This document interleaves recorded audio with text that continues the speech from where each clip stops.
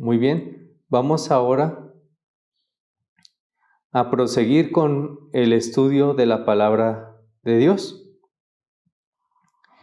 Vamos a estar realizando una pausa cada mes en el estudio secuencial que llevamos en el Evangelio según Marcos.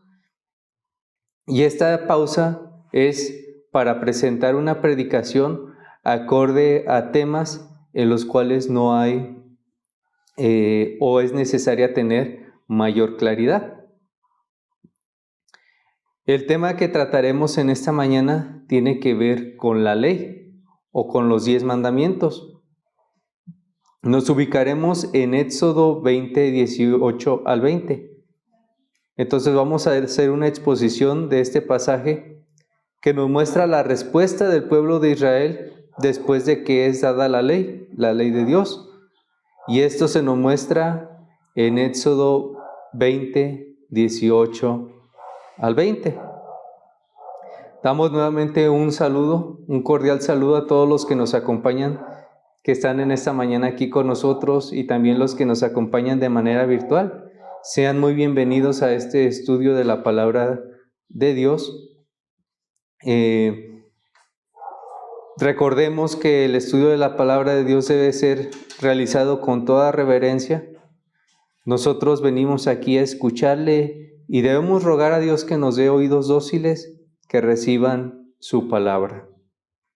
No es una palabra de hombre, es la misma palabra de nuestro Dios. Entonces quiero invitarlos a que me acompañen, por favor, a Éxodo, capítulo 20, y voy a leer para ustedes los versículos 18 al 20. Dice así la santa palabra de Dios. Todo el pueblo observaba el estruendo y los relámpagos y el sonido de la bocina y el monte que humeaba. Y viéndolo el pueblo temblaron y se pusieron de lejos. Es importante para esta mañana que estemos ubicados de una manera correcta en la sección que estamos viendo. Es necesario a través de esta sección obtener un conocimiento claro, un conocimiento correcto de lo que son los 10 mandamientos y por qué razón fueron dados los 10 mandamientos. Entonces nuestro pasaje nos habla, nos narra, nos enseña que el pueblo de Israel está, mientras Moisés está recibiendo la ley de Dios, está a lo lejos, temblando y asustados, porque hay señales sobrenaturales que están ocurriendo en ese monte, en el monte Sinaí. Vemos que el pueblo dice a Moisés, habla tú con nosotros y nosotros oiremos, pero que no hable Dios con nosotros para que no muramos. ¿Qué es lo que provoca el terror en el pueblo? Es una de las preguntas que debe surgir en nuestras mentes. Seguramente usted ha escuchado sobre los 10 mandamientos y seguramente usted también ha quebrantado alguno de estos mandamientos. Con toda seguridad, usted no ha sentido el terror al quebrantar uno de estos mandamientos que se nos expresa que sintió el pueblo de Israel al estar enfrente del monte Sinaí. ¿Por qué razón? ¿Cuál es la causa? ¿Qué es lo que provoca el terror en ellos? Eso es lo que veremos en esta mañana. Como les decía, quizá usted conoce los 10 mandamientos. Si yo le preguntara cuáles son, probablemente no me podría decir todos y cada uno de ellos, pero tiene una noción básica de cuáles son los mandamientos que se mencionan en esa ley, en los 10 mandamientos. Incluso podemos hablar que existen personas que no tienen una Biblia, que jamás han leído la Biblia, que incluso no han escuchado hablar sobre los 10 mandamientos, que pueden estar en una región de África o en alguna parte de Arabia o incluso en alguna de las zonas aquí en México donde donde no tengan acceso a la palabra de Dios. Y si usted le pregunta acerca de si es correcto matar, si es correcto robar, ellos seguramente dirán, no lo es. Hay un conocimiento básico, hay un conocimiento general de los mandamientos, aunque las personas no hayan leído o abierto jamás una Biblia. ¿Y qué nos quiere decir esto?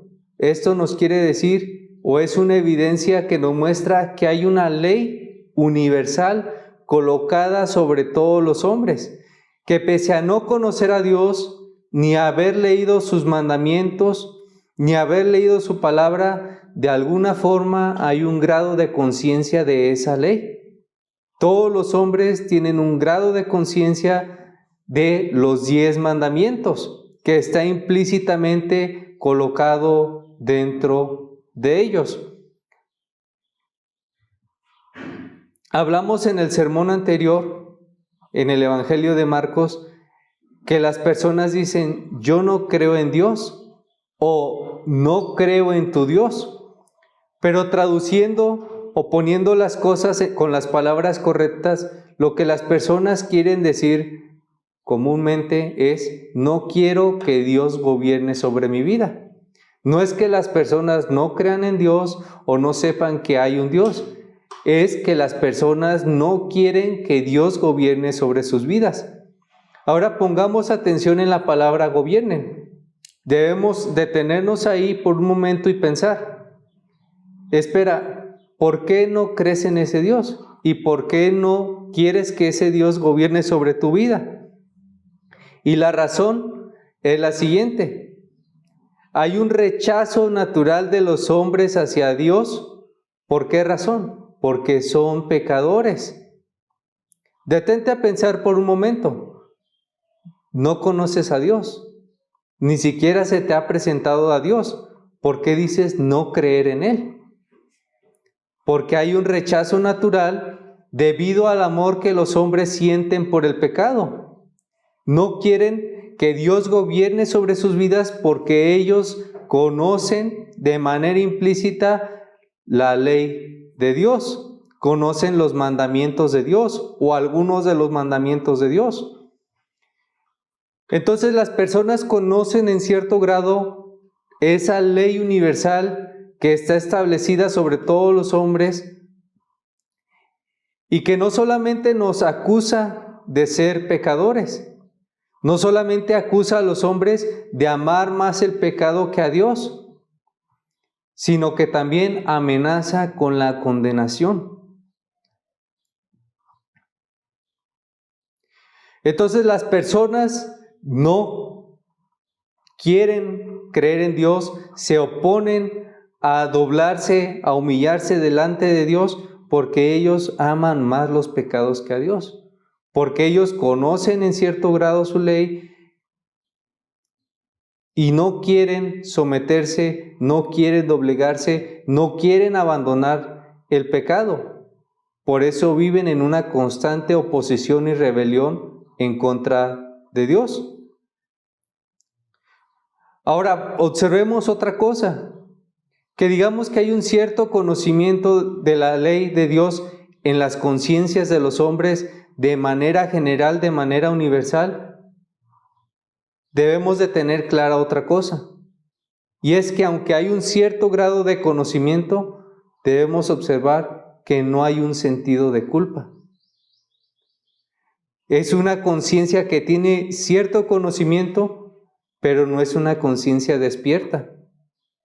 Es una conciencia que conoce el pecado, pero que no cree ni tiene una clara, concreta y completa imagen sobre la gravedad de lo que implica el pecado. Es una conciencia adormecida. El hombre tiene cierto grado de conocimiento de la ley de Dios, pero no conoce completamente la gravedad del pecado, la gravedad de sus actos, y tampoco conoce el terror que debe provocar el quebrantar la ley de Dios.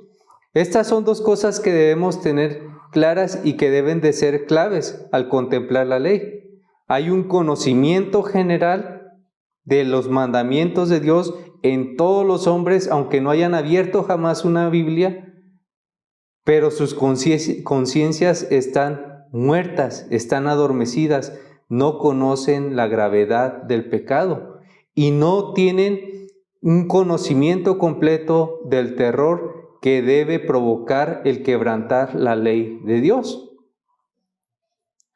Y eso es lo que quisiera llevarnos a meditar a través del pasaje que vamos a estudiar en esta mañana. Lo vamos a hacer a través del siguiente bosquejo.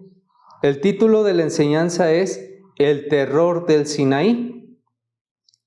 El terror del Sinaí. ¿Cuál es el terror del Sinaí? ¿Qué es lo que provoca que los hombres empiecen a temblar y a doblar sus rodillas en el Sinaí? Nuestro primer punto es: Dios se presenta en el Sinaí.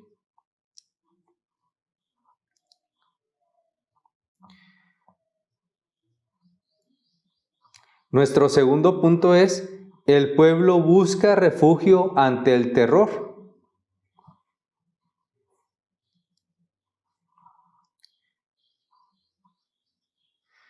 Y el tercer punto es: un solo mediador dado a los hombres.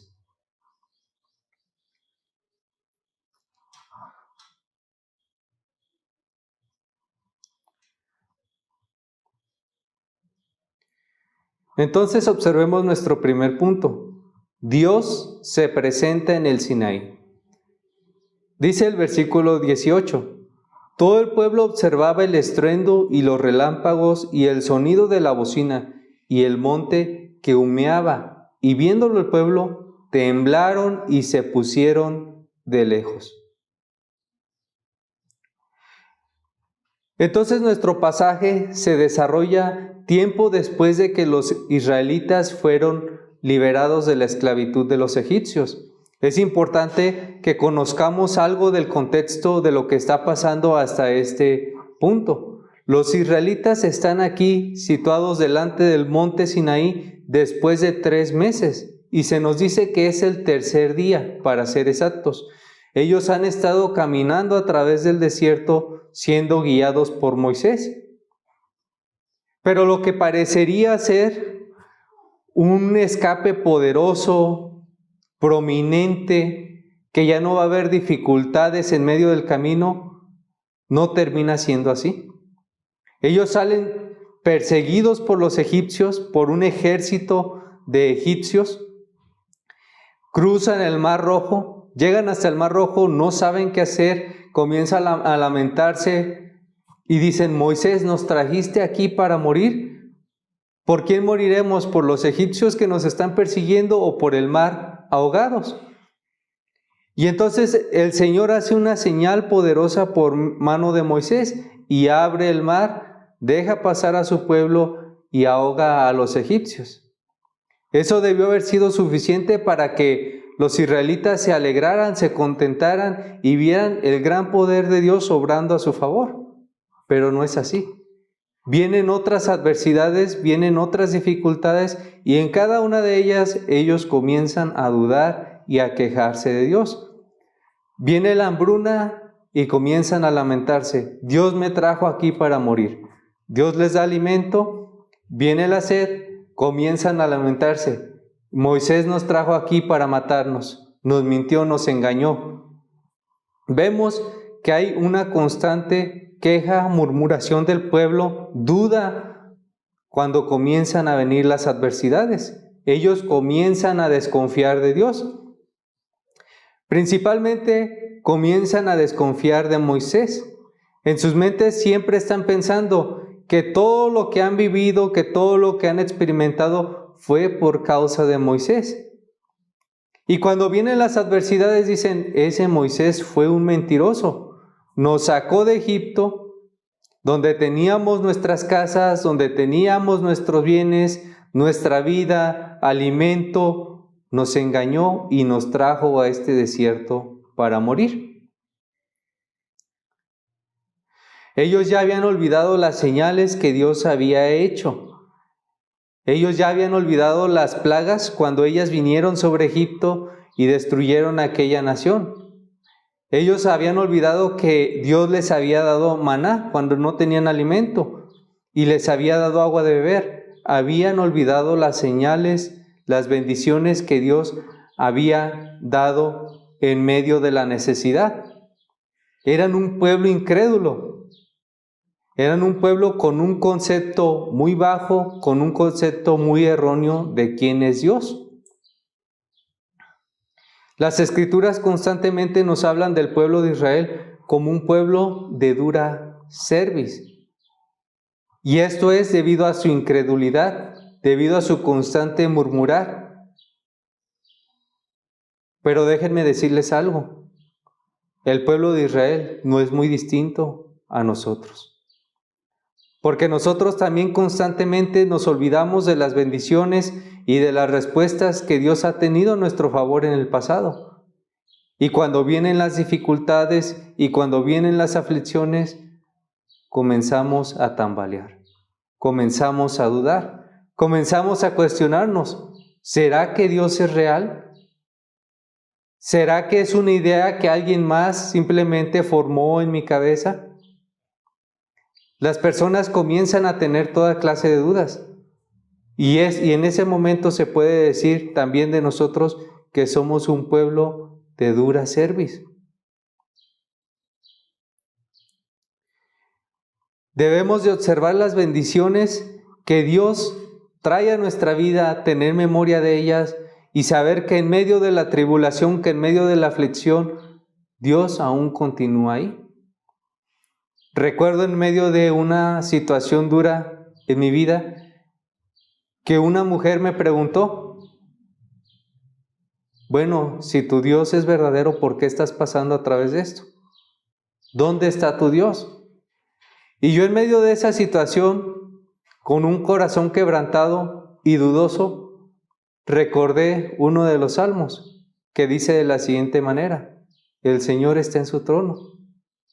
Porque sea que uno esté en la abundancia, gozando de las bendiciones de esta vida, o esté en medio de la aflicción, el Señor sigue estando en el mismo lugar, sigue estando en medio de su trono. Cuando las personas ven las bendiciones de Dios en sus vidas, se alegran con las bendiciones y se olvidan de Dios. Y cuando las personas ven las situaciones difíciles de la vida, comienzan a dudar sobre su existencia. Y esto es ser un pueblo de dura cerviz.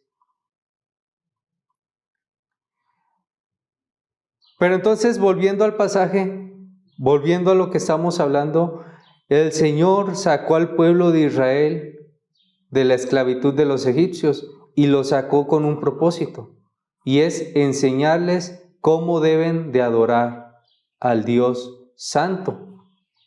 Cuando se le presentó Dios a Moisés en medio de la zarza, ¿qué le dijo? Quítate el calzado, porque el lugar que vas a pisar está rodeado por mi gloria, es un lugar santo. Quítatelos para que no seas consumido.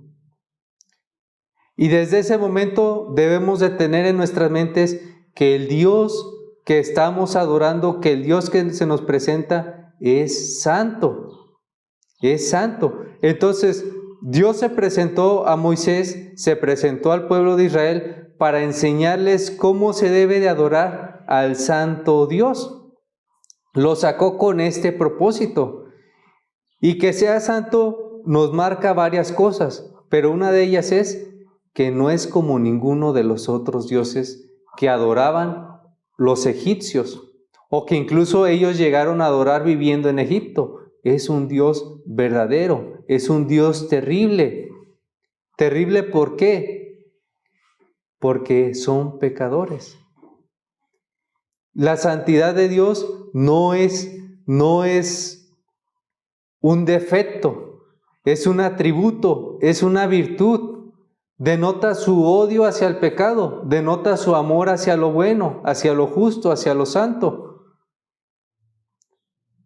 Sin la santidad, la gloria de Dios no sería gloria. Uno de los aspectos que hace resaltar la gloria de Dios es su santidad. su odio hacia el pecado, su amor hacia lo justo, su amor hacia lo bueno, su amor hacia lo puro. Su naturaleza es en sí misma santa. Entonces Dios sacó al pueblo de Israel para enseñarles cómo se debe de adorar al santo Dios. Y los coloca aquí, enfrente del monte Sinaí, donde Él se revelará su gloria y dará a conocer su voluntad, o los 10 mandamientos. Entonces, cuando el pueblo llega aquí, al monte Sinaí, con un corazón lleno de dudas, con incredulidad, con apatía, desinteresados, simplemente buscando los beneficios de Dios, y comienzan a ver ese monte humeando, los relámpagos, y a escuchar la voz de Dios que suena con voz de trueno, ellos comienzan a temblar. Porque para ellos Dios era solamente una idea borrosa. Para ellos Dios solamente era un producto de la imaginación, era un invento de Moisés. Era todo lo que habían vivido era solamente parte de la casualidad, de la buena suerte. Pero aquí están enfrente de Dios. Dios se ha presentado al pueblo de Israel y les ordena que estén lejos. ¿Por qué razón? Porque si ellos se acercan, serían consumidos por su santidad. Cuando Moisés le pide a Dios, muéstrame tu gloria, ¿qué le dice Dios a Moisés? Si yo te mostrara mi gloria, serías consumido por su santidad. La santidad de Dios es algo que ni los ángeles pueden ver. Tienen que cubrirse los ojos. No pueden ver la gloria de Dios. Tienen que cubrirse los ojos con sus alas. Entonces Dios se presenta aquí al pueblo. El pueblo está a lo lejos. No pueden acercarse. No quieren acercarse. Tienen temor de Dios.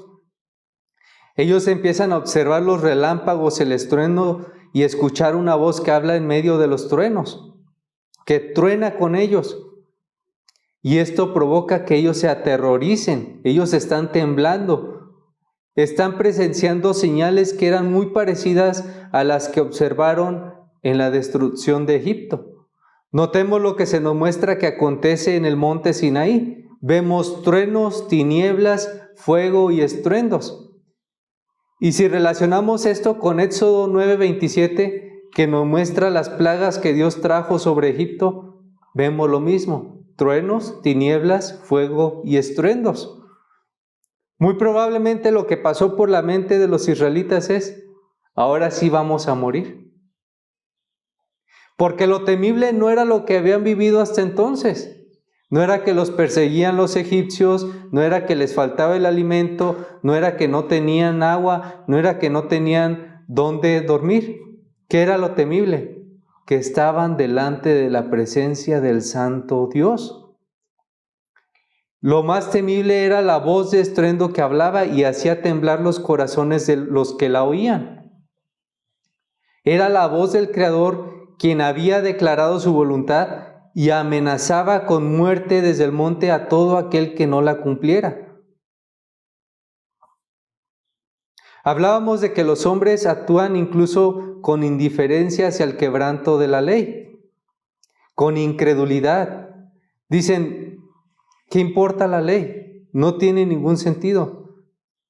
Esto lo hacen porque no saben qué es lo verdaderamente temible delante de la ley. Lo temible no son los mandamientos. Las personas pueden actuar con incredulidad, pueden actuar con indiferencia ante los mandamientos. Incluso escuchamos la frase: las reglas fueron hechas ¿para qué? Para romperse. ¿Quién ha escuchado esa frase? Yo creo que todos hemos escuchado: las reglas fueron hechas para romperse. Quiero ver que las personas se burlen y se mofen de esta frase el día que tengan que estar delante de Dios. El día que tengan que rendir cuentas delante de Él. El terror que vemos aquí en medio del monte no es la ley como tal. El terror se nos manifiesta cuando Dios se presenta al pueblo en medio del Sinaí y les demanda cuentas. El terror se nos presenta cuando vemos al Dios airado contra los pecadores, pronto para arrojarlos a la condenación. El terror se presenta cuando vemos la justicia y la santidad de Dios lista para acabar con todos los pecadores. Y en base a esto, no puedo imaginar el terror que sintió el pueblo al estar en este escenario en Sinaí. Pero creo que esto ni siquiera es comparable con el terror que deben sentir todos los pecadores el día que tengan que estar delante del tribunal de Dios, en el juicio final. Todos los que han quebrantado aún el más mínimo de los mandamientos, cuando estén en la presencia de Dios en el día del juicio final, estarán igualmente temblando, asustados, horrorizados por la ira de Dios amenazándolos para la destrucción. Ahora, esto lo podemos ver en el libro de Hebreos. Si usted va a Hebreos 10:31, nos dice de la siguiente manera: horrenda cosa es caer en manos del Dios vivo. Horrenda cosa es caer en manos del Dios vivo.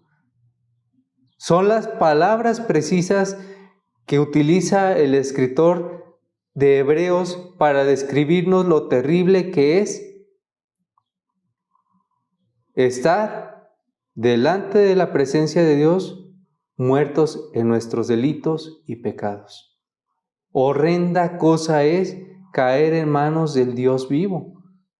Horrendo será el día que los pecadores tengan que estar delante de Dios sin un refugio seguro que los cubra.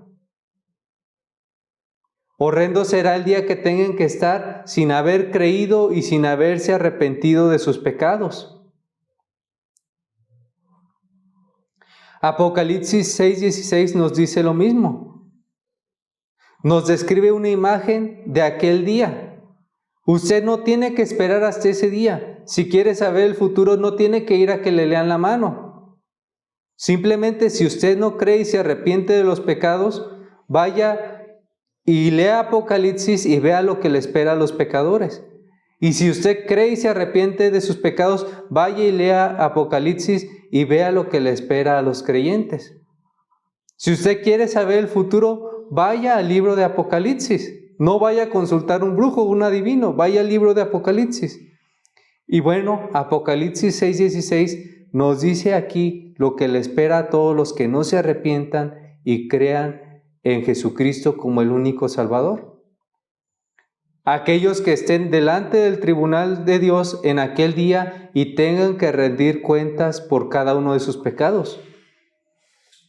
Dice así: y decían a los montes y a las peñas: caed sobre nosotros y escondednos del rostro de aquel que está sentado sobre el trono y de la ira del Cordero. Los hombres vemos aquí que piden a los montes que caigan esas piedras para que los maten y acaben con ese horrendo evento, terrible evento. ¿Pero qué creen? Ni la muerte es un lugar seguro que pueda librar de la ira eterna de Dios. No hay un escape seguro sobre esta tierra para librarnos de la ira de Dios. Caed sobre nosotros y escondednos del rostro de aquel que está sentado en el trono. Fíjense que lo terrible aquí es tener que rendir cuentas delante del que está sentado en el trono. Lo terrible no es la muerte. Muchas personas piensan en la muerte como un refugio. Muchas personas se suicidan viendo la muerte como un refugio. Porque ¿qué es lo terrible para las personas? ¿Saben qué es lo terrible para las personas? El sufrimiento. Y ellos creen que si mueren ya no van a sufrir. Pero ¿qué creen que pase con los que mueren y no se hayan arrepentido de sus pecados y hayan creído en Cristo como el Salvador? Tendrán un eterno sufrimiento. Y es un sufrimiento que no se compara con ninguno de los sufrimientos que se han vivido sobre esta vida. Recordemos al rico en la escena de Lázaro y el rico. ¿Qué dice el rico cuando muere y va al infierno? Déjame subir y decir a mi familia, déjame contarles de lo horrendo que es este castigo. Y el Señor les dice no, le dice no. Después de la muerte no es que se acabe el sufrimiento, es que comienza el verdadero sufrimiento. Y entonces vamos a ver en las Escrituras, Hebreos, Apocalipsis, nos muestran y el resto de las Escrituras nos narran que es horrendo el castigo que espera a todos los que mueren en incredulidad, a todos los que mueren sin arrepentirse de sus pecados. Es horrendo lo que le espera a todos los que lleguen a aquel día y tengan que dar cuentas delante del trono de Dios. Es horrendo tener que rendir cuentas de nuestras vidas delante de la presencia del Santo Dios. ¿Y saben por qué razón? Porque todos somos culpables delante de Él. Porque todos hemos transgredido su ley. Porque todos nos hemos burlado de sus mandamientos y no le hemos dado la importancia de vida a cada uno de ellos. ¿Cuál es el punto de todo esto? Que si usted fuera consciente de la gravedad del pecado y de lo terrible que será el día que tenga que dar cuentas a Dios, ¿no sería extraño que usted estuviera en este mismo momento como el pueblo de Israel delante del Sinaí? Usted no lo vemos temblando, no lo vemos llorando, no lo vemos lamentándose. ¿Sabe por qué? Porque usted no cree en Dios. Usted no tiene una imagen clara de lo que acontecerá, de las consecuencias que traerá su pecado. ¿Usted cree que porque al momento Dios no responde con juicio cuando usted comete un pecado, pues entonces no debe de existir? No tiene una imagen clara de la gravedad de su pecado y de lo terrible que será cuando tenga que dar cuentas delante de Dios.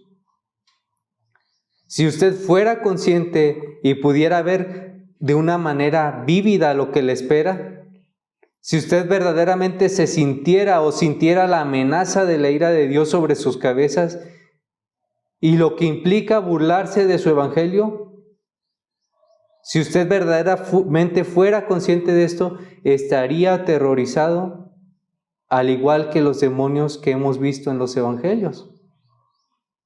¿Qué hacían los demonios cuando veían al Señor Jesucristo? Huían, temblaban. Unos pidieron escapar a unos cerdos y caer por un despeñadero, tratando de huir del castigo que les espera. ¿Y qué creen? No lo van a lograr.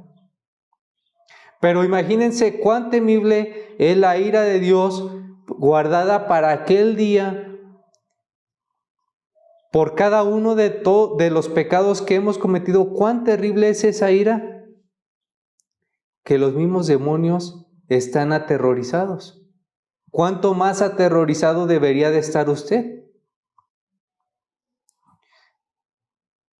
Los pecados de los hombres son como una caja de ahorros. Se van depositando, se van depositando. Dios los está teniendo en su cuenta. Todas esas deudas las está teniendo en su cuenta para el día que vaya a derramar su ira sobre los hombres. Entonces, cuando usted peca, no dude de la existencia de Dios, porque el castigo no viene en el momento.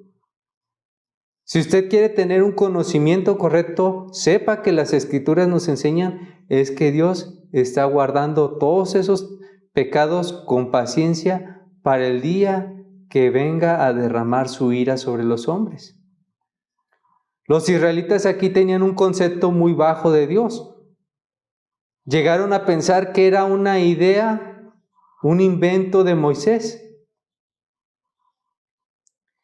Y déjeme decirle algo, y que las mismas Escrituras nos lo describen a manera de ejemplo repetidas veces. Estoy seguro que de los que escucharon a Noé y a Lot actuaron de la misma manera.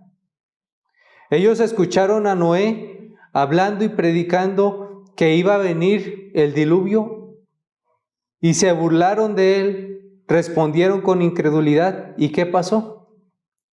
Vino el diluvio y arrasó con los hombres. ¿Y qué pasó en los días de Lot? Lot estaba exhortando al pueblo, estaba enseñándole a ese pueblo depravado, les estaba enseñando la voluntad de Dios, les estaba hablando acerca de Dios. ¿Y qué hizo el pueblo? Intentaron violarlo a él y violar a su familia y violar a los ángeles que venían a derramar el juicio. A los mismos ángeles intentaron violarlos. ¿Y qué pasó? Vimos que con Noé, los que no creyeron fueron arrasados por el diluvio. ¿Y qué vemos en Lot? Que los que no creyeron, que los que no se arrepintieron, fueron consumidos por el fuego que cayó del cielo. Estas fueron dos señales que nos narran las Escrituras acerca de la incredulidad de los hombres, que no espera, que no aguarda, que no contempla la prontitud con la cual Dios va a responder con ira hacia sus pecados. En nuestros días nosotros vivimos como si el juicio de Dios no fuera a venir. ¿Qué creen que hacían estos hombres? Lo mismo. Vivían como si el juicio de Dios nunca fuera a venir. ¿Y qué nos hablan las Escrituras acerca del juicio de Dios? Que es como ladrón en la noche. Nadie se lo espera, pero de un momento a otro vendrá y será derramado sobre los hombres. Y no habrá oportunidad para el arrepentimiento y ya no habrá oportunidad para creer. ¿Y qué creen? Todos los hombres creerán, pero no por fe, sino por vista. Todos los hombres dirán, ¿verdaderamente existías? ¿Eras verdadero? Claro que sí lo dirán, pero porque lo podrán ver. Pero eso no es fe. Eso ya no es fe ni arrepentimiento. Eso es Dios manifestándose de acuerdo a lo que había prometido. Y temblarán. Y se horrorizarán, porque ya no habrá escapatoria. Los israelitas aquí veían a Dios como cualquiera de sus ídolos. Una invención de los hombres, algo con muy poco valor, sin importancia. Una imagen como las que se hacían los egipcios, un perro, un toro, un buey. No fue sino hasta que Dios se presentó con poder y con estas señales que fueron conscientes de su santidad y de su odio hacia el pecado. De cuán aborrecible es la incredulidad hacia Él. Y entonces aquí es cuando el pueblo comienza a temblar y a espantarse. Ellos están temblando y espantándose por una razón, y es porque están delante de la presencia del Santo Dios. Contemplar la santidad de Dios, estar delante de su presencia, provoca el terror en el Sinaí. Y eso será también lo que sucederá en el día que todos los hombres tengan que rendir cuentas delante de Él. Y entonces la pregunta que te hago a ti en este día es, ¿en qué esperas tú para aquel día? ¿Cuál es tu refugio para el día que tengas que rendir cuentas delante de Dios? Que tengas que estar delante de su santa presencia. ¿Cuál es tu esperanza? Ya no habrá oportunidad para el arrepentimiento, ya no habrá oportunidad para la fe. ¿Cuál es tu esperanza? ¿Cuál de tus santos podrá librarte de la ira de Dios? ¿Cuáles de tus obras podrá lograr ponerte a cuentas y limpiar cada uno de tus pecados? Y la respuesta es nadie ni ninguna. Aquí el pueblo de Israel no vemos que esté ofreciendo, que esté apelando, que esté justificando sus pecados. Simplemente lo vemos temblando, lamentándose, aterrorizados, porque están delante de la presencia del Santo Dios. La mente ni siquiera les trabaja, les funciona para justificarse e inventar una excusa por qué han pecado en contra de Él. Simplemente están horrorizados por su santidad. Entonces, ¿en qué esperas tú para aquel día? Vamos a ver nuestro segundo punto. El pueblo busca refugio ante el terror. Y dijeron a Moisés: habla tú con nosotros y nosotros oiremos, pero que no hable Dios con nosotros, para que no muramos. Y Moisés respondió al pueblo: no temáis, porque para probaros vino Dios, y para que su temor esté delante de vosotros.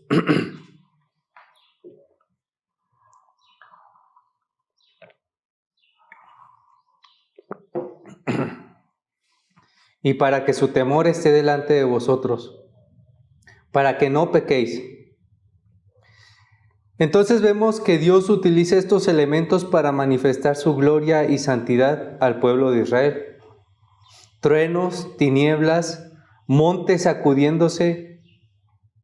¿No podrían ser imágenes más apropiadas que revelaran que estaban delante de la presencia del Santo Dios? Imagínense todos estos eventos ocurriendo delante de los ojos de estos hombres en el Sinaí. Estaban delante de la presencia del Dios, del Santo Dios, del Dios verdadero, del Creador, aquel que tiene poder sobre esta creación, aquel que tiene poder sobre la naturaleza. No era que el Dios del trueno, no era que el Dios del agua, es el Dios soberano, quien gobierna sobre todas las cosas. Él no es como los dioses de Egipto, imaginarios. Él no es como los dioses que nos narra el salmista en el Salmo número 135, en los versículos 16 y 17. No es como los que tienen boca y no hablan, tienen ojos y no ven, tienen orejas y no oyen, tampoco hay aliento en sus bocas. El Dios de las Escrituras es verdadero y quiere dejar eso claro al pueblo de Israel para que no lo menosprecien ni se les ocurra hacer burla de Él o de su voluntad. Les voy a hacer una pregunta. ¿Qué Dios ha hecho las señales que nuestro Dios sobre la creación? ¿Qué Dios se presenta como el creador de todas las cosas y manifiesta su poder de manera histórica a los hombres a través de los tiempos? Ninguno.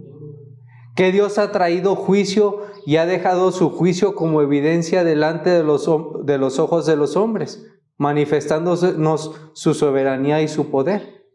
Solamente este Dios. Y esto es para que no se nos ocurra menospreciarlo ni hacer burla de Él.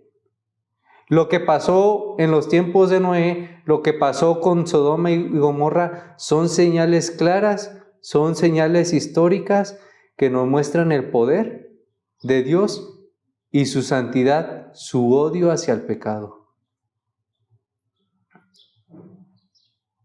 No hagamos burla ni juguemos con este Dios. Recordemos las palabras de Hebreos: horrenda cosa es caer en manos del Dios vivo. Horrenda cosa. Es horrendo para los demonios, debe ser horrendo también para ti. Entonces todo el pueblo está aterrorizado, piden a Moisés que hable con Dios. Y ellos piden a Moisés que hable con Dios, no porque Moisés sea un representante que pueda abogar y lograr la salvación por causa de ellos. Probablemente lo hicieron porque dijeron: ve tú y ya veremos si sobrevives y cómo te va, ¿verdad? O probablemente lo hicieron pensando, bueno, él ya ha hablado antes con Dios, no ha muerto, quizás regrese vivo de esta situación. Pero ¿saben qué fue lo que pasó? Que mientras Moisés estaba en el monte, el pueblo dijeron, ya murió, ya no va a volver. Entonces ellos piden a Moisés que sea su representante delante de Dios y les declare su voluntad. Pero detengámonos un momento para ver quién es Moisés. Moisés es un hombre igual que ellos, uno que carga con la propia culpa de sus pecados, uno que no puede ver la gloria de Dios porque sería consumido por ella, uno que le es permitido entrar al monte para conocer la voluntad de Dios, pero que no puede llevar a ninguno a la gloria, no puede perdonar los pecados. Lo único que puede hacer Moisés es repetir los mandamientos de Dios a través de las generaciones. Lo único que puede hacer Moisés es enseñar lo que le fue dicho en el monte. Pero él no puede ni transformar los corazones de los hombres, ni salvarlos, ni perdonar sus pecados. Solamente puede enseñarles lo que le fue dado a conocer en el monte. Él no puede salvar a nadie. Entonces los hombres buscan la salvación por medio de las obras, los hombres buscan la salvación en hombres como nosotros, los hombres buscan la salvación en ídolos, en falsos dioses. ¿Y qué creen? Los hombres jamás encontrarán refugio seguro para el día del juicio de Dios en esta tierra, sobre esta tierra. Los hombres tampoco encontrarán su salvación en tratar de cumplir la ley, porque la función de la ley no es salvar a los pecadores. La función de la ley es mostrarles la voluntad de Dios y hacerlos conscientes de sus pecados, hacerlos conscientes de que son pecadores. La función de la ley es aterrorizar las conciencias de los hombres con la terrible idea de lo horrendo que será el día que tengamos que rendir cuentas delante de Dios. ¿Qué dice Romanos 3 acerca de la función de la ley? Es colocar a todos los hombres como culpables ante el tribunal de Dios y que ninguno tenga respuesta en aquel día. La ley es como un fiscal, no está a tu favor, está en tu contra. ¿Y qué crees? Tiene muchas pruebas para culparte y te amenaza con lo más terrible que jamás haya experimentado ni visto el hombre con sus propios ojos, y que la guarda para ese gran día final, si muere en incredulidad y sin arrepentirse de sus pecados, y es la ira de Dios. Lo terrible, lo más terrible que puede haber, lo más terrible por lo que debe sentirse amenazado el hombre, no es que pierda el carro, no es la enfermedad, no es que un ladrón, no es que lo persigan, que lo amenacen de muerte, no son los demonios. ¿Qué es lo más terrible que debe de atemorizar, de aterrorizar a los hombres? Es la ira de Dios. No temáis a aquel que te puede quitar la vida. Temed a aquel que puede quitarte la vida y arrojarte al infierno. Aquel que está pronto para castigar a los pecadores y derramar su ira sobre ellos por toda la eternidad.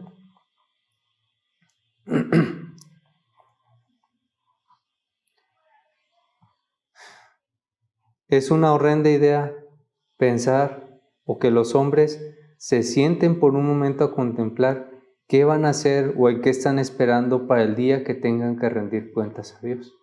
Es una horrenda idea, pero es algo que todos los hombres tienen el deber de hacer.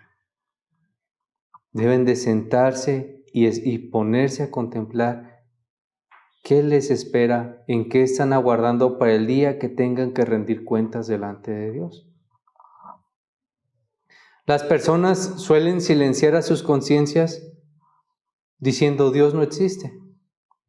Otras piensan que su situación delante de Dios no es clara y que pueden estar en paz con Él si obedecen sus mandamientos. pero ves las cosas desde una perspectiva real. No importa lo que tú pienses. No importa si tú dices, no existe Dios o creo que estoy bien con Él. Hay una cosa que es real. Hay una realidad absoluta y definitiva. Y es que si tú no crees en Jesucristo y tú no te has arrepentido de tus pecados, estás bajo la ira de Dios por haber quebrantado su ley. Esa es la verdad. Absoluta y definitiva. Si tú vives en pecado, lo único que te espera al final de tus días es la ira de Dios. No habrá nada que te pueda librar de aquel día. Si tú estás aguardando en tus obras, si tú estás aguardando en algún santo, si tú estás aguardando en lo que quieras aguardar, solamente ponte a pensar, ¿qué es capaz de librarte de la ira del santo y justo Dios? No hay nada, no hay nada. No es que vas para la cárcel, no es que vas a la silla eléctrica, es que estás sentado en la silla eléctrica. Esa es tu situación. No es que puedes abogar por tu causa o alguien va a abogar por tu causa, estás sentado en la silla eléctrica. Declarado como muerto, pronto para recibir el castigo. ¿Quién puede librar a un condenado de este castigo? ¿Qué de los santos puede ir delante de Dios y decirle, perdónalo? ¿Por qué debe de perdonarte? Para que Dios te perdone, cada una de tus faltas tiene que ser limpiada, tiene que ser lavada. ¿Quién puede perdonar a los hombres? No lo puede hacer Moisés, no lo puede hacer Pablo. Si usted va a leer las Escrituras, ni Pablo, ni Pedro, ni María, ni ninguno de ellos dijeron jamás, yo te puedo perdonar pecados. Ninguno de ellos lo dijeron jamás. No lo pueden hacer. Si usted va a las Escrituras, ningún ángel jamás se ha atrevido a pronunciar tal hecho. ¿Quién inventó todas estas cosas? El autor principal fue el diablo y su secuaz fue el hombre. No hay ningún solo hombre sobre esta tierra que pueda cambiar el veredicto de Dios. El hombre necesita un mediador en el cual pueda refugiarse verdaderamente ante este terrible escenario. Y ni Moisés, ni ninguno de los profetas, ninguno de los santos, ninguna obra de las que usted pueda hacer, ni una casa blindada debajo de la tierra lo podrá librar del día en que Dios venga a derramar su ira sobre los hombres. Y esto es algo que todo hombre debe conocer. Todos los hombres buscan su refugio en la tierra. Todos los hombres buscan su lugar seguro en la tierra, ya sea en sus bienes, ya sea en sus ídolos, ya sea en quién es Él, en cómo se desarrolla como persona, ya sea en lo que ha logrado. Pero debemos tener conciencia de algo. Todas esas moradas, todos esos refugios que se hace el hombre son más débiles que las enramadas en que vivieron los israelitas en medio del desierto. Son casas que con cualquier soplo del viento pueden ser desmoronadas. ¿Y tú piensas que va a resistir ese refugio para el día en que Dios venga a derramar su ira sobre los hombres? Los hombres que tengan sus esperanzas colocados en algo bajo esta tierra, verán cómo esas esperanzas son consumidas por el fuego de la ira de Dios. Porque lo único o la única esperanza de la salvación que tienen los hombres, que deben de tener los hombres, no se encuentra sobre esta tierra. Debe de venir de los cielos. La única esperanza para librarnos de la ira de Dios debe de venir de los cielos. Y es por esa razón que nuestro tercer punto es un solo mediador dado a los hombres. ¿De qué nos hablan las Escrituras? Que todos los hombres son culpables delante de Dios, que todos los hombres son constituidos pecadores, porque hay una ley universal que Dios ha dado a los hombres y que los acusa como culpables. ¿Y que cuál es la esperanza de los hombres? ¿Cuál debe ser la esperanza de los hombres? La única promesa que ha dado Dios, bajo la cual Él perdonará a los pecadores. Y es que Él ha dado un solo mediador a los hombres. Y ese mediador es en el que esperó Moisés. Por fe Moisés fue al monte Sinaí, entró al monte. Cuentan algunos historiadores que él pudo llegar hasta la cima del monte delante de la presencia de Dios porque un ángel lo asistió. De esto no se nos narran las Escrituras, pero para que Moisés pudiera llegar al monte lo tuvo que hacer bajo la esperanza del Salvador Jesucristo. Y seguramente el Señor Jesucristo fue quien llevó a Moisés al monte. Pero esto es solamente una analogía, no se nos narra en las Escrituras, pero si Moisés pudo subir al monte, lo hizo solamente por la fe en la promesa que Dios había dado acerca del Salvador. Así como cada uno de los hombres, así como David, así como Abraham, así como Pablo, así como Pedro, así como cada uno de ellos, descansaron y murieron bajo la promesa que hizo Dios. Ha sido dado solamente un mediador que puede salvar a los hombres. La promesa que hizo Dios a los hombres cuando ellos pecaron, ¿cuál fue? No les dijo, esfuércense y ustedes van a alcanzar la salvación. O crean en alguno de los santos del pasado y ustedes van a alcanzar la salvación. ¿Cuál fue la promesa que Dios hizo a Adán y Eva cuando fueron expulsados del paraíso? ¿Y cuál fue la maldición que pronunció sobre la serpiente?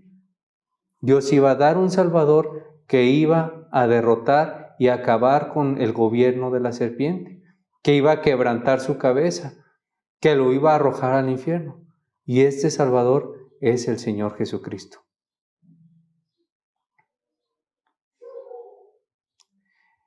Debemos entender lo siguiente, y es algo que nos dejan con claridad las Escrituras, y es que las Escrituras nos muestran la ley de Dios, y ante la ley de Dios solamente espera a los hombres un terrible panorama. Un terrible panorama porque ella constituye a todos los hombres como pecadores. Pero la ley de Dios tiene otra función. Y esta otra función que nos muestra la ley es que nos debe de llevar a mirar que la salvación no se encuentra en la mano de los hombres, sino que si el hombre ha de ser salvado, esta salvación tiene que venir de la mano de Dios. El perdón debe de venir de la mano de Dios. La ley nos lleva a ver la promesa de Dios. Cuando el pueblo estaba delante del Sinaí, lo que debieron de haber sido transportados era a la única esperanza que Dios había dado a los hombres después de que fueron constituidos pecadores, y es la promesa de un Salvador. La ley no solo anuncia la condenación a los hombres que se deleitan y se sonrojan en el pecado, la ley nos anuncia también la venida del Salvador. Repetidas veces vemos esto en las Escrituras. Lucas 24:44 dice, y les dijo, estas son las palabras que os hablé estando aún con vosotros, que era necesario que se cumpliese todo lo que está escrito de mí en la ley de Moisés, en los profetas y en los salmos. ¿Cuál es la función de la ley? Vuelvo a preguntar. Primera, condenar a los hombres, constituirlos bajo pecado. Segunda, llevarnos a ver que el perdón viene de la mano de Dios a través de un Salvador o por medio de un Salvador. Se cumpliese todo lo que está escrito de mí en la ley de Moisés.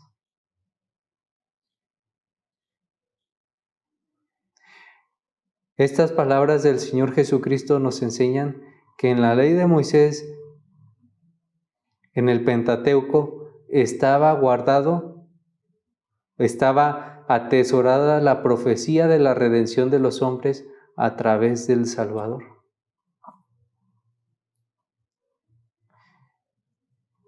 ¿Quiénes fueron los que oscurecieron esta promesa?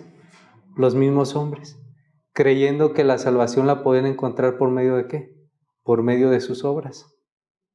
¿Qué hicieron los israelitas con Moisés? Lo exaltaron como su mediador. ¿Y qué hicieron con Jesucristo? Lo rechazaron y lo tuvieron como despreciado de los hombres. ¿Pero qué nos hablaba la revelación que le dio Dios a Moisés? Que había un Salvador constituido por Dios, un solo mediador dado a los pecadores, y este es Jesucristo. Hechos 13:27. Porque los habitantes de Jerusalén y sus gobernantes, no conociendo a Jesús, ni las palabras de los profetas que se leen todos los días de reposo, las cumplieron al condenarle, sin hallar en él causa digna de muerte. Pidieron a Pilato que se le matase, y habiendo cumplido todas las cosas que de él estaban escritas, quitándolo del madero, lo pusieron en el sepulcro, mas Dios le levantó de los muertos. Aquí nuevamente vemos que Cristo nos es mostrado en la ley y en los profetas. ¿Cómo nos es mostrado Cristo en la ley? Cuando los hombres son constituidos como pecadores bajo los 10 mandamientos, ¿qué hace Dios? Establece una ley ceremonial, ¿verdad? ¿En qué consiste esta ley ceremonial? La ley ceremonial nos muestra el camino establecido por Dios para restituir a la comunión con Él a los pecadores. Y en la ley ceremonial vemos una serie de símbolos, de ritos, de ceremonias, pero que tienen un sentido y tienen un propósito. Y el sentido y el propósito es mostrarnos a Cristo. ¿Por qué se celebraba el Cordero Pascual? El Cordero Pascual era sacrificado en señal de mostrarnos el Cordero que iba a ser dado por Dios para quitar los pecados de los hombres. ¿Cuál era el significado del tabernáculo? Vea cada uno de estos aspectos, estudie la ley ceremonial y vea a Cristo y vea cómo cada una de estas son imágenes oscurecidas que nos muestran la gloria del Salvador. ¿Qué simbolizaba el arca del pacto? El maná, la vara de Aarón que reverdecía, la ley, los 10 mandamientos dentro de esa arca. El arca se encontraba delante de la presencia de Dios en el lugar santísimo. Y el arca igualmente nos simbolizaba a Cristo. El regalo de Dios que se iba a levantar de entre los hombres, que se iba a tabernaculizar, la ramita de Isaí, el vástago de Isaí, que iba a reverdecer y crecer como un gran árbol trayendo frutos de la salvación a los hombres, salvando a los pecadores, haciendo un pueblo para Dios. Aquel que tenía dentro de su corazón los 10 mandamientos, la ley, la vivía, la aplicaba, la enseñaba, los 10 mandamientos de Dios, la ley de Dios, el Señor de la ley. ¿Por qué el apóstol Juan utiliza la palabra tabernaculizó para enseñarnos el misterio de la encarnación del Salvador? Relaciónelo con el tabernáculo.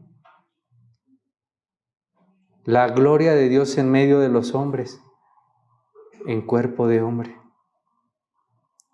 Entonces la ley de Moisés, los profetas, todos ellos nos muestran, nos hablan sobre la promesa del único Salvador dado a los hombres. Solamente ha sido dado un mediador a los hombres, en todos los tiempos, en todas las épocas, en todos los lugares.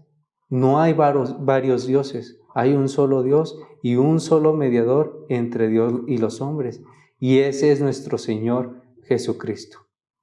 La única forma en la que el hombre puede lavar sus pecados es ser perdonado, recobrar la comunión y la paz con Dios por medio de un Salvador. En la ley de Moisés nosotros vemos distintas imágenes de Cristo. Cristo es el sacrificio que Dios ha dado por nuestros pecados, su amado Hijo, el Cordero que quita el pecado del mundo. Pero Cristo también es el verdadero sacerdote. Aquel que no tiene un sacerdocio como el de los levitas, sino un sacerdocio eterno para interceder por los pecadores. Un sacerdocio como el de Melquisedec, ¿verdad? Si contemplamos la ley de Dios siempre establece, siempre nos debe de dirigir no solo a tener conciencia de nuestros pecados, sino también a poner nuestros ojos en la única esperanza dada por Dios a los pecadores. Y este es a nuestro Salvador, nuestro precioso y hermoso Señor Cristo Jesús. Al igual que usted no contempla lo horrendo que es el pecar en contra de un santo Dios, tampoco puede llegar a contemplar, o en esta vida debemos de esforzarnos, debemos de tratar de contemplar y meditar en la hermosura y en la belleza del Salvador que ha sido dado a los pecadores, de este precioso Salvador, que ha sido dado para nosotros los creyentes, el amado Hijo de Dios, el Señor Jesucristo. Hay diversas imágenes que nos muestran las Escrituras acerca del Señor. Y si nosotros las contemplamos, creceremos en la meditación de su gran hermosura. El mediador que necesitamos es uno que sea limpio, sin pecado, y que también sea hombre como nosotros, y que también tenga su vida un valor infinito que pueda cubrir la culpa de nuestros pecados. Y este es el Señor Jesucristo, el cual fue al madero y recibió la ira que nosotros merecíamos, recibió la ira de Dios en nuestro lugar, como cordero enmudecido, preparado para el holocausto. Nuestro Señor Jesucristo fue al madero, lo hizo temblando en su humanidad, pero lo hizo gozoso por la redención que iba a traer para su pueblo. Y ese es el mediador que necesitamos, el único que ha sido dado a los hombres para perdonar sus pecados, el único que puede salvar a los pecadores. No hay ninguno más, no hay otro. Él es el único que puede comprarnos, que puede liberarnos de la esclavitud, que puede liberarnos de aquella horrenda condenación. Si nosotros vemos la palabra redención tiene la idea de comprar y liberar a uno que es esclavo, comprar a un esclavo. Pero usted no puede llegar y tratar de comprar un esclavo ofreciendo un precio inferior. Tiene que ofrecer el precio que es demandado. Y entonces la redención tiene la idea de comprar, de liberar, de pagar el precio por un esclavo. El precio para liberar a los que son esclavos del pecado, el precio para liberar a los que están amenazados bajo la ira de Dios, es la vida del Santo Hijo de Dios. El precio que demanda nuestra salvación, el precio que demanda la salvación de los creyentes, es la vida del santo y justo, del puro Hijo de Dios, hecho hombre, ofreciéndose a sí mismo para saldar la deuda de los pecadores. Ese es el precio que paga la salvación. Eso es lo único que puede librar a los hombres de la horrenda expectación del juicio de Dios. Hebreos 2:14. Así que por cuanto los hijos participaron de carne y sangre, Él también participó de lo mismo, para destruir por medio de la muerte al que tenía el imperio de la muerte, esto es, al diablo, y librar a todos los que por el temor de la muerte estaban durante toda la vida sujetos a servidumbre. Y yo te pregunto en esta mañana, ¿crees tú en este Salvador? ¿Te aferras a Él de todo corazón? ¿Es Él tu esperanza tanto para esta vida como para la muerte? ¿O solo es una idea borrosa? ¿Sigues pensando que es producto de la imaginación de algún hombre? ¿O solamente es parte de tu estilo de vida? ¿O solo lo haces y realizas la adoración como costumbre? ¿Crees tú en este Salvador? Debes de creer en este Salvador. Una de las características de la fe es que crece en el amor, en el conocimiento y en la adoración hacia este Salvador. La fe nunca fue dada, o la fe verdadera no es sinónimo de costumbre. La fe verdadera no es sinónimo de indiferencia. En los evangelios vemos hombres que escucharon de Cristo, recibieron un favor de Cristo y ¿qué hicieron? Se apartaron y vivieron sus vidas. Y déjenme decirles que una de las enseñanzas que nos da eso es, esa no es la fe verdadera. La fe verdadera es de aquellos que le conocieron, le escucharon y le siguieron y murieron con Él. Esa es la fe verdadera. ¿Crees tú en este Salvador? Déjenme decirles algo. Si no crees en Él, lo único que te espera es una horrenda expectación de la ira de Dios por toda la eternidad. Pero también es ciertísimo que si crees en este Salvador, puedes tener la certeza de que en el día del juicio tus pecados no te serán tomados en cuenta. Serán perdonados, serán lavados por la sangre del Cordero. Incluso desde este momento, si tú depositas tu confianza en Cristo, te aferras a Él de todo corazón como tu Salvador, tus pecados son perdonados por Él. Él lo promete y Él lo dice así.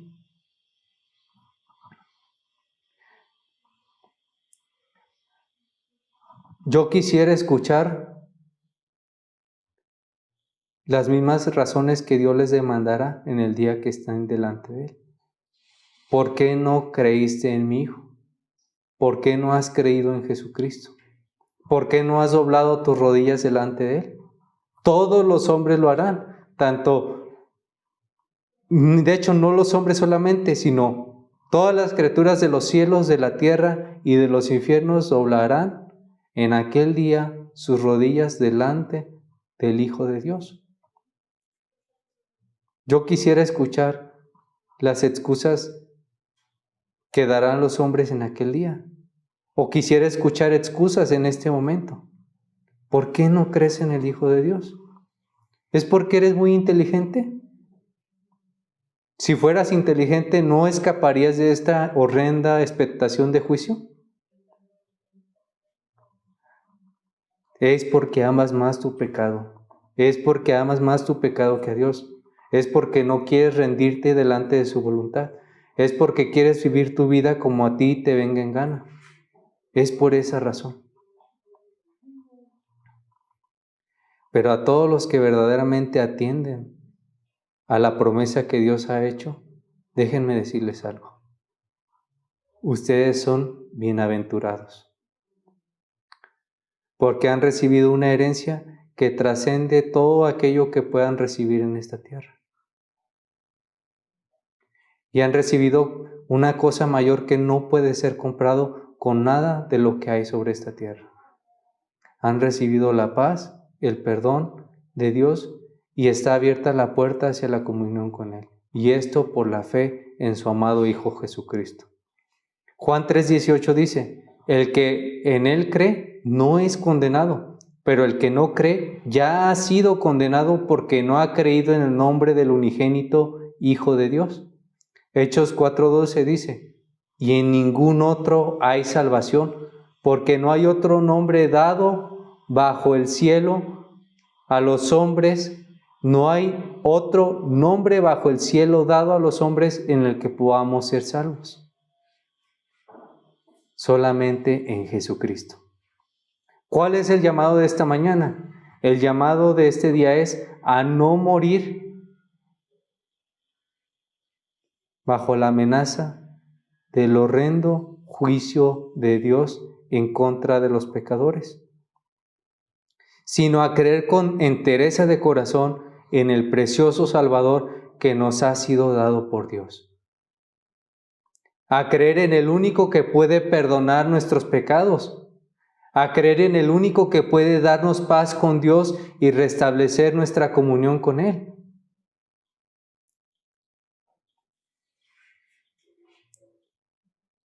A creer en el único digno de toda gloria,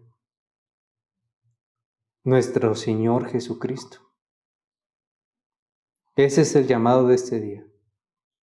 No mueras en incredulidad, sino cree en el único que ha sido dado como mediador, en el único que ha sido dado como el Salvador de los hombres, en el único que puede pagar el precio de tu redención, en el único que te puede comprar de la esclavitud y liberar de la ira que te espera.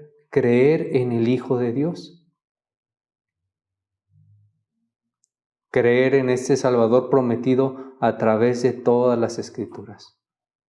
Ve por ti mismo, lee las Escrituras y mira quién es este Jesucristo, el Salvador. Que el Señor nos bendiga y que el Señor lleve a las personas que aún no han creído, que aún viven en incredulidad, a creer en este precioso Salvador. Amén. Vamos a orar. Padre Santo, te damos gracias, Señor, por tu palabra, por llevarnos a través de este estudio en la ley. Te rogamos que por favor tú nos lleves a meditar, a las personas que aún no han creído en lo horrendo que es, en lo horrendo que será el día que tengan que dar cuentas delante de ti y sufrir tu ira por incredulidad y por falta de arrepentimiento.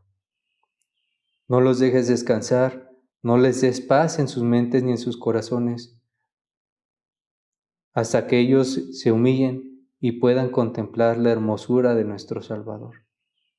No te pedimos por la perdición de nadie, sino más bien te pedimos que tengas misericordia y que salves aún a los pecadores más endurecidos y les muestres la gloria de nuestro precioso Salvador.